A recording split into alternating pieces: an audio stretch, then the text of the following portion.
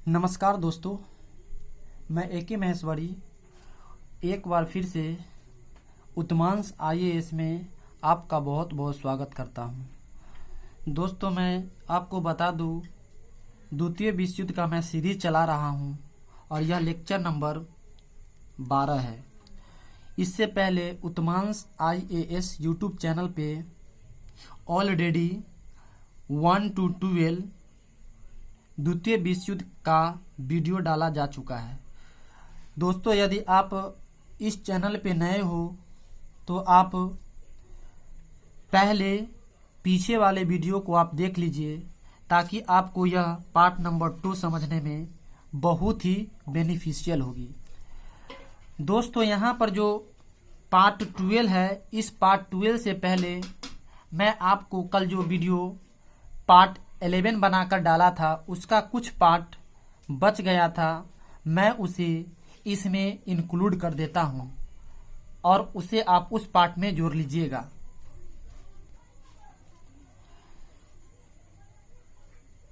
एन्चुलेंस और एनेक्टेशन of Australia, यह एक मिलाने की विधि थी। ऑस्ट्रिया व हंगरी को वर्साय की संधि में अलग अलग कर दिया गया था। ये आपको पता है, प्रथम विश्व युद्ध की कहानी में आपको मैं बताया, जो कि वर्साय की संधि से पूर्व एक हिस्सा हुआ करता था।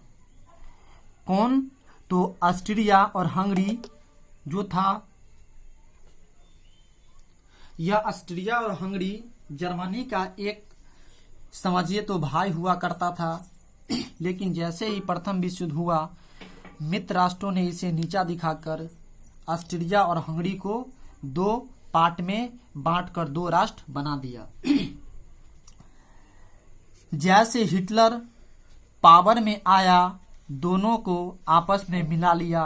किसे? ऑस्ट्रिया और हंगरी को।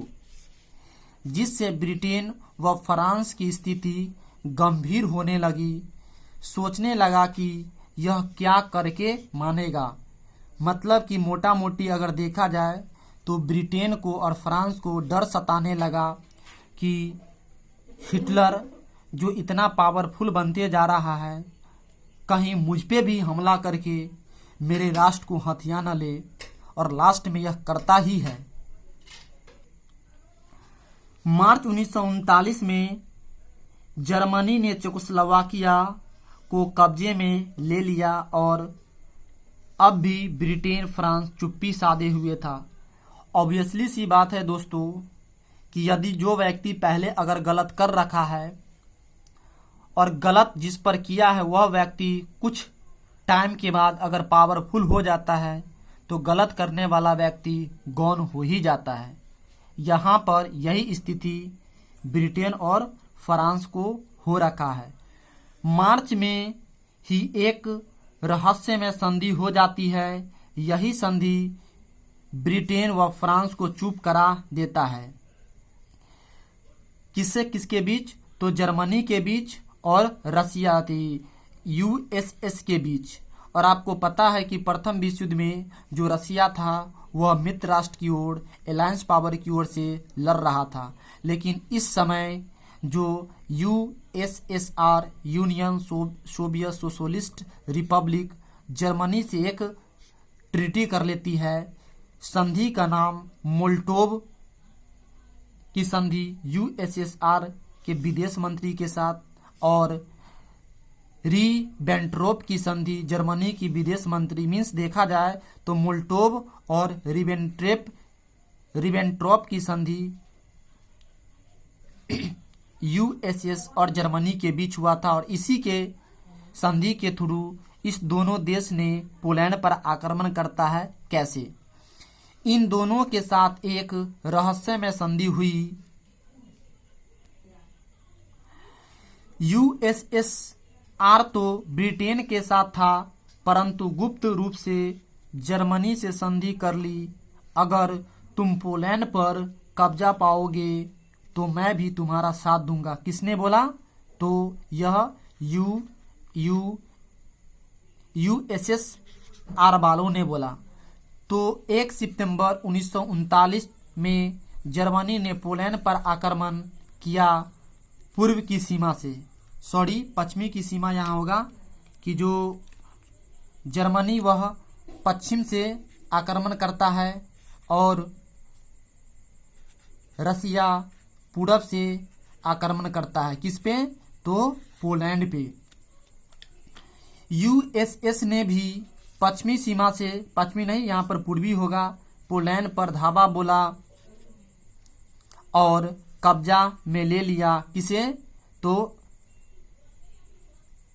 पोलैंड के ऊपर कुछ कॉलोनी थे, एस्टोनिया, लातविया, लिथुआनिया, ये सब जो उस समय पोलैंड का एक कॉलोनी हुआ करता था, इस सब पर यूएसएसआर का कब्जा हुआ। यही पोलैंड की हार सेकेंड WW की आगाज था द्वितीय विश्व युद्ध का। तो दोस्तों मैं फिर पार्ट नंबर अगला देखता हूँ। जैसे कि दोस्तों मैं आपको बता दूं कि पार्ट नंबर यह 12 है और इससे पहले आपको जो कुछ मैं थ्योरी बताने की प्रयास किया हूं वह पार्ट नंबर 11 का था। तो इसमें कारण जर्मनी ने 1940 में बिल्ट कैरिंग थ्योरी जर्मनी ने अपनाया था, जो एक टेक्नोलॉजी था। मीन्स यह जो थ्योरी था बिल्ट कैरिंग थ्योरी, यह एक आर्मी का तकनीक था। इसके द्वारा आर्मी को दुश्मन देशों पर भेजकर आक्रमण कर वहां पर हमला करके फिर वापस अपने देश में बुला लिया करता था। जैसे कि प्रथम विश्व युद्ध में जो जर्मनी थी वह उसकी सेना ट्रिंच में फंस जाती थी, मतलब दो पहाड़ों के बीच में जो खाई होती थी, इस खाई में फंस गई थी, जिसके कारण यहाँ पर खाना पीना नहीं पहुंच पाता था। तो यहाँ पर जर्मनी की सेना मारा गया था। तो इस चीज को खत्म करने के लिए यहाँ पर किया गया था। बिल्ट्स कैरिंग थ्योरी एक जर्मनी का मोबाइल आर्मी था। क्वेश्चन आपको पूछेगा कि मोबाइल आर्मी किस देश के सैनिक का एक टेक्नोलॉजी था? तो जर्मनी का। तो मोबाइल आर्मी का काम था जब जर्मनी के किसी क्षेत्र में किसी विदेशी आर्मी को देखा जाता था, जैसे फ्रांस, ब्रिटेन के, तो उसे मारने के लिए जर्मनी की सरकार ने आर्मी परिवहन पर अपने सेना को भेजकर उसे मार देता था। इसी को मोबाइल आर्मी नाम दिया गया। तो दोस्तों आपको समझ में आ गया होगा कि जो मोबाइल आर्मी किसे कहते हैं। मोबाइल आर्मी की शुरुआत करने वाला पहला देश जर्मनी था और यह 1940 में किया था। तो दोस्तों आप इसे ध्यान में रखिएगा। मोबाइल ट्रीटी का थ्योरी का प्रयोग जर्मनी ने सबसे पहले किया और इस पे डेनमार्क और नॉर्वे को, जिसका कोपेनहेगन डेनमार्क की राजधानी और नॉर्वे की ओस्लो था, इस मोबाइल आर्मी के थ्रू इस पर कब्जा कर लिया।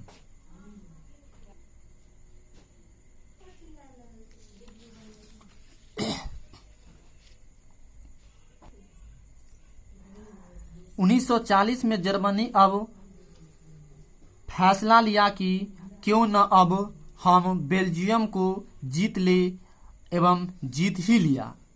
बेल्जियम नीदरलैंड को क्यों जीतना चाहता था जर्मनी, इसको हम दोस्तों आगे की पेज में देखते हैं।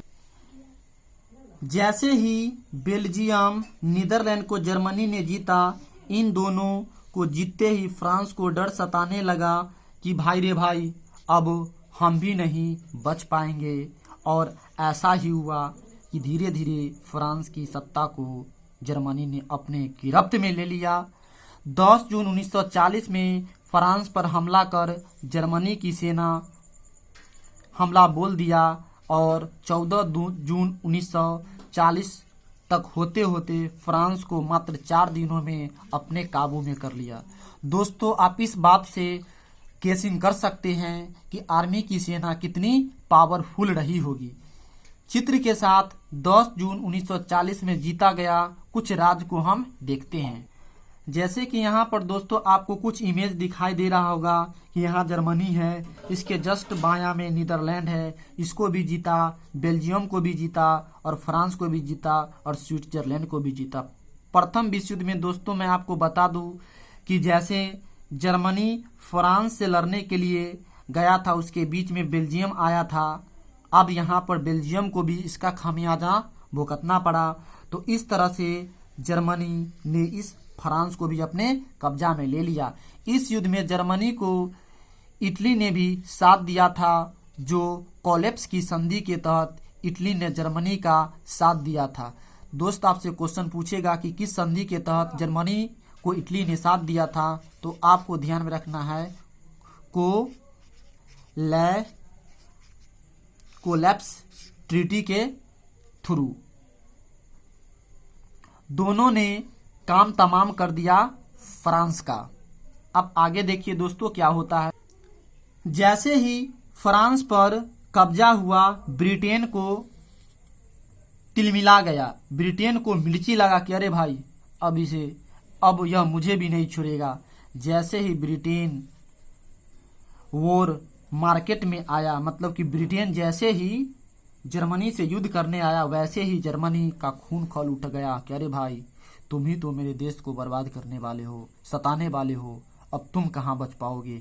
और बोला कि अब तुमको भी निपटा दूंगा, मतलब कि तुम्हें भी मार दूंगा। जैसे ही जर्मनी व ब्रिटेन में वॉर स्टार्ट हुआ, वैसे ही इस युद्ध का नाम बैटल ऑफ ब्रिटेन नाम इतिहासकारों के द्वारा दे दिया गया। और 20 जून 1940 में ही बैटल ऑफ ब्रिटेन स्टार्ट हो गया। इसी युद्ध को बिल्ट या फर्स्ट एरियल वॉर कहते हैं। क्योंकि पहली बार आकाश में वार हुआ था। तो दोस्तों फिर आपसे मैं एक नए वीडियो के साथ मिलता हूं कि फर्स्ट एरियल वॉर क्या होता है, बिल्ट्स वॉर क्या होता है। तो दोस्तों यदि आप मेरे इस चैनल पे नए हो तो मेरे इस चैनल को आप लाइक, सब्सक्राइब और अपने दोस्तों के साथ दोस्तों इसे शेयर करना नहीं भूलिएगा। दोस्तों आपसे मैं गुजारिश करता हूँ, और कोई भी क्वेरी है तो आप कमेंट बॉक्स में दीजिए, मैं उसका सॉल्यूशन निश्चित ही दूंगा। तो दोस्तों तब तक के लिए नमस्कार, धन्यवाद।